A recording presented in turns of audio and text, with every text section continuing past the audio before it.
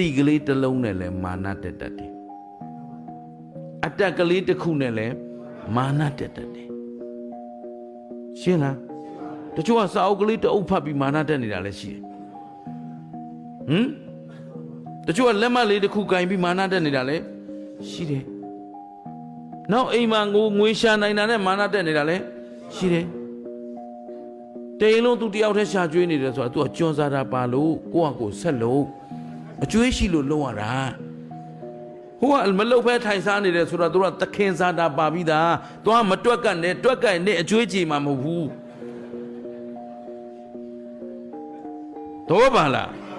အကြောင်းတရားနဲ့အကျိုးတရားအကြောင်းကောင်းမှအဲ့ဒါခင်ဗျားတို့မာနကတရားလေးတဖုံနာဘူးလဲမာန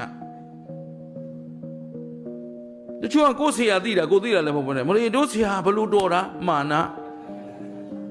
ဟင်တော့ပါလား